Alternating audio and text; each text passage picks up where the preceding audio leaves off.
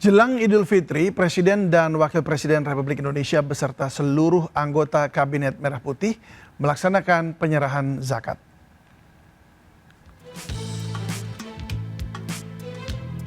Ya, Presiden dan para menteri serta pejabat Kabinet Merah Putih membayar zakat melalui Badan Amil Zakat Nasional atau Basnas di Istana Negara Jakarta. Seluruh anggota kabinet kompak mengenakan kemeja putih dan bergantian membayarkan zakat kepada petugas Basnas, baik secara tunai maupun digital yang disediakan Amil Zakat. Presiden Prabowo Subianto dan Wakil Presiden Gibran Rakabuming Raka menjadi yang terakhir yang membayar zakat, yang kemudian agenda dilanjutkan dengan sidang kabinet di dalam Istana Negara.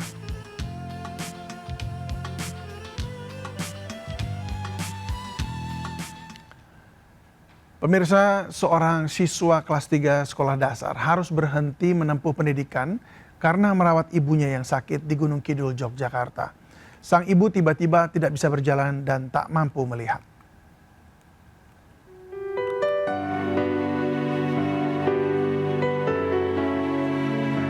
Fendi dengan sabar membantu ibunya memberikan minuman di rumahnya, Jeruken Giriskar Panggang, Gunung Kidul. Di usianya masih belia 8 tahun, Fendi harus putus sekolah di kelas 3 SD karena ibunya mengalami lumpuh dan tidak bisa melihat secara tiba-tiba. Ayahnya juga mengalami sakit yang belum terobati. Waktu Fendi lebih banyak membantu kebutuhan sehari-hari dan semampunya. Warga tidak tinggal diam, guru sekolah dasar dan para tetangga telah berkali-kali membujuk Fendi agar kembali bersekolah. Berupaya untuk membujuk supaya kembali bersekolah, tetapi anaknya bersikukuh tidak mau sekolah. Alasannya kalau ditanya apa itu? Alasannya kalau ditanya pengen menungguin ibunya. Sudah seharusnya Fendi tetap harus sekolah tanpa meninggalkan perannya sebagai anak untuk berbakti kepada orang tua. Dari Gunung Kidul, Yogyakarta, Kismoyo Wibowo, iNews melaporkan. Bagi Anda yang mudik, kami update informasi Anda. Pemirsa, di Jalan Arteri Kalimalang, Kabupaten Bekasi, Jawa Barat, mulai ramai dilintasi pemudik motor. Ya, sejak pagi tadi Jalan Raya Imam Bonjol Cikarang Barat, Kabupaten Bekasi lalu lintas tersendat karena ramainya pemudik motor yang akan menuju Jawa Tengah dan Jawa Timur. Volume kendaraan semakin meningkat karena pemudik motor melintas bersamaan dengan warga yang masih berangkat bekerja di akhir pekan. Jalan Imam Bonjol adalah jalan utama yang menghubungkan Bekasi ke jalur mudik di Jawa Tengah dan Jawa Timur.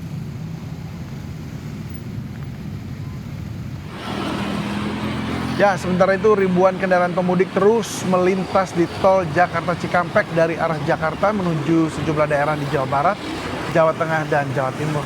Kepadatan kendaraan pemudik bahkan sudah terjadi sejak tadi malam. Pada sejumlah titik arus lalu lintas terpantau padat namun masih bergerak perlahan. Untuk mengurangi potensi kemacetan, Satlantas Polres Karawang bersama Jasa Marga menyiapkan skema rekayasa lalu lintas. Salah satunya penerapan kontraflow satu lajur dari kilometer 54,200 hingga kilometer 70. Rekayasa lalu lintas akan diberlakukan secara situasional.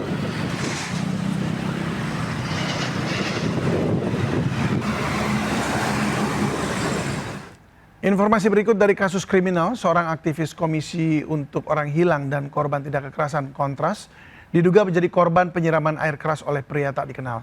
Kapolri Listio Sigit berikan atensi khusus untuk kasus ini.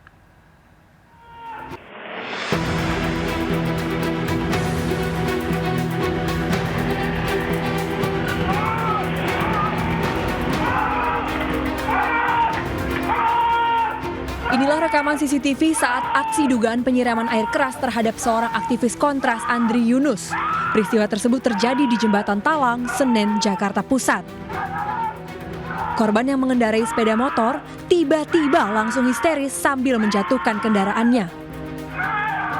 Diduga korban merasakan panas terbakar akibat disiram air keras oleh dua pria tak dikenal yang berboncengan dengan sepeda motor. Insiden tersebut terjadi sekitar pukul 23.37 hari Kamis saat korban akan pulang ke rumah usai mengikuti kegiatan di gedung YLBHI Jakarta. Kini, korban menjalani perawatan intensif di rumah sakit karena mengalami luka bakar hingga 24%. ini ancaman bukan cuma untuk Kontras, tapi untuk kita semua gitu ya. Teman-teman pers, teman-teman mahasiswa, teman-teman buruh, teman-teman pelajar, teman-teman semuanya yang selalu tidak pernah lelah memperjuangkan demokrasi. Atas peristiwa dugaan penyiraman air keras tersebut, Polri akan menangani secara profesional sesuai dengan prosedur yang ada. Bahwa Bapak Kapolri selaku pimpinan Polri telah memberikan atensi khusus terhadap penanganan dan pengungkapan kasus ini. Tim Liputan iNews melaporkan. Kita langsung bergabung dengan Wenda Nura yang akan melaporkan mengenai situasi terkini arus mudik dari Terminal Pulau Gebang, Cakung, Jakarta. Wenda, bagaimana situasi di sana saat ini? Ya, selamat siang David dan juga pemirsa. Untuk di Terminal Bis Terpadu Pulau Gebang, Jakarta Timur saat ini memang sudah terjadi lonjakan penumpang. Bahkan lonjakan penumpang ini sudah terjadi sejak hari Kamis tanggal 12 Maret 2026 lalu. Di mana pada hari Kamis di Terminal Bis Pulau Gebang ini sudah memberangkatkan lebih dari 2.800 penumpang yang berangkat menggunakan 404 bis antar kota antar provinsi. Lalu pada hari kemarin, pada hari Jumat juga ini sudah diberangkatkan sebanyak 300 bis, namun untuk hari ini per pukul 9.45 waktu Indonesia bagian Barat tadi sudah ada lebih dari 800 penumpang yang diberangkatkan dengan menggunakan 112 bis antar kota antar provinsi. Dan untuk data terbarunya kami belum mendapatkan data terbaru lagi, jadi baru data terbaru pagi hari tadi. Dan juga untuk keberangkatannya sendiri, David, pada pagi hari ini untuk bis didominasi oleh bis yang akan berangkat ke Pulau Sumatera, sedangkan untuk siang hingga sore hari didominasi oleh bis yang akan berangkat ke Jawa Tengah.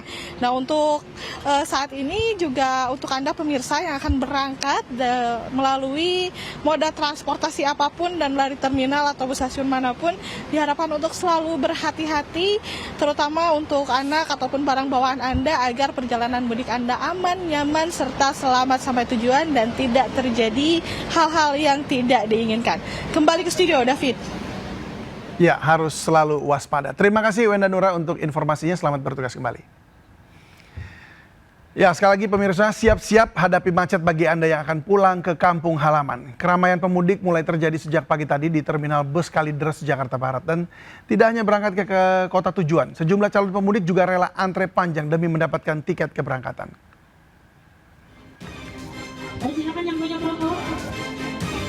Antrean panjang ratusan calon pemudik dengan tujuan kota di wilayah Jawa Tengah dan Jawa Timur ini akan membeli tiket keberangkatan di dalam Terminal Bus Kalideres, Jakarta Barat. Sebagian calon pemudik menunggu pembelian tiket bus hingga keluar pelataran ruang tunggu. Pemudik telah membawa barang bawaan, dus, tas, dan koper dan membawa putra-putri mereka untuk berlebaran di kampung halaman. Meski harga tiket sudah mengalami kenaikan, namun bukan alasan bagi calon pemudik.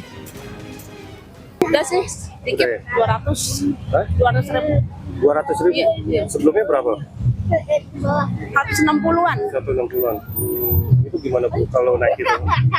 Kecewa Ya, enggak sih, udah biasa. Sebanyak 1.400 calon pemudik sudah diberangkatkan melalui Terminal Bus Kalideres dengan tujuan Pulau Jawa dan Sumatera. Dari Jakarta, Miftahul Gani, iNews melaporkan. Antre panjang kendaraan juga dialami sopir truk dan pemotor di Ciwandan, Cilegon, Banten.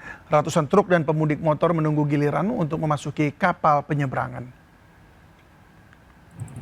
Antre truk mulai ramai bersamaan dengan semakin bertambahnya jumlah pemudik motor. Sebagian sopir bahkan telah antre sejak pukul 4 pagi. Selain itu, pengendara sepeda motor mulai antre di kantung parkir yang telah disediakan PT Pelindo. Seluas 6 hektar lahan telah disediakan Pelindo untuk parkir kendaraan. Terdapat 3 dermaga dan 12 kapal yang disediakan untuk mengangkut pemudik lebaran tahun ini. Keramaian pemudik juga terjadi di jalur arteri Pantura Kota Cirebon. Jumlah kendaraan meningkat sejak pagi tadi. Meskipun belum terjadi kepadatan, petugas tetap melakukan pengamanan di sejumlah titik yang dinilai rawan macet. Sebagian besar pemudik memilih melakukan perjalanan pada malam hari agar terhindar dari kemacetan sekaligus lebih santai di perjalanan.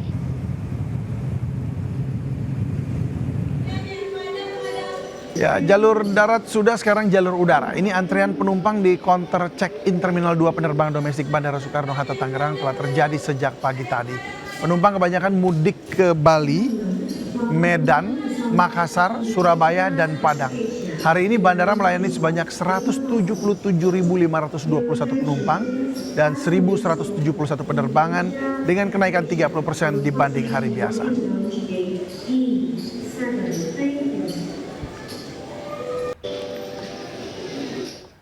Sementara pemudik berjuang menembus kemacetan, ratusan warga di Purbalingga berdesakan demi mendapatkan baju lebaran gratis. Tidak hanya itu, warga juga mendapatkan sembako gratis.